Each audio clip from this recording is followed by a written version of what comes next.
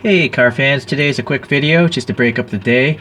What we have here is an Aoshima model. It's of a Suzuki Hustler, the first generation Hustler that came out in 2014 and was sold up until 2019. What I like about this car is it's a K car, it's a K truck. It's a special regulation size in Japan where they can only have a 600cc engine and weigh 860 kilos or less. So it only makes 50 horsepower. It's not going to be a fast vehicle or anything like that, but it's great for the city, for tight roads and stuff like that. And I like the diminutive styling. I think it's a pretty cool looking truck, so let's take a look. It's an all plastic model, and what I like about that is it's very lightweight. So it's if I drop it, there's less chance of it breaking. It also means shipping it. If I ever sell it, it's going to be cheaper, and most importantly, the detail. I mean, look how tight this body line is. That's tighter than most die-cast, in this scale. I think it's a cheap model. It's a gashapan, so I think it came out of like a vending machine, capsule machine kind of thing. So the wheels, they're solid plastic. They're not, hollow, which they would be ideal. But at least they painted the silver and it's blacked out in the middle, so it looks a little better than it could have been worse, I guess.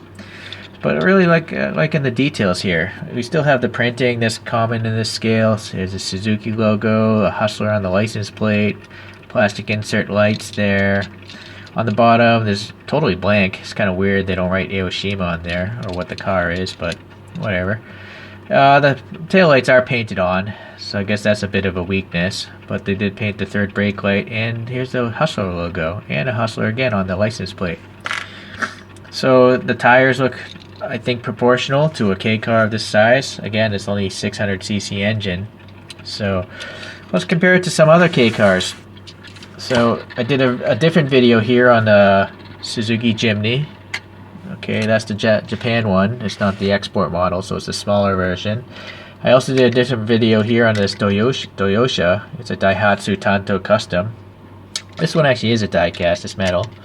Okay, and then I think this is hidden in one of my bulk buys, but this is a Honda N360 from way back in the day. So this is actually a different K car class, so it's even much more diminutive in its size, much smaller.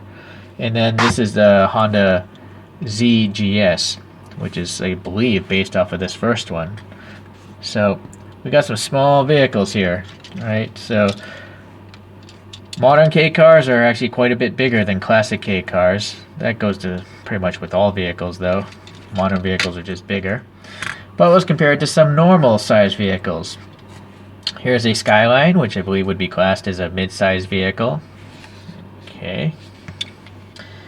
And then here's a square body truck here, which I guess would be considered a full-size vehicle. So it's really hard to see from this three-quarter view, of course, so let me just move the camera here. Now you should get an understanding how small these K cars are. But if you live in a congested city like Tokyo, I think it makes sense. It's really hard to actually buy a vehicle in Tokyo unless you can prove you have somewhere to park it. So obviously it'd be a lot easier to park a K car than, say, a giant American behemoth.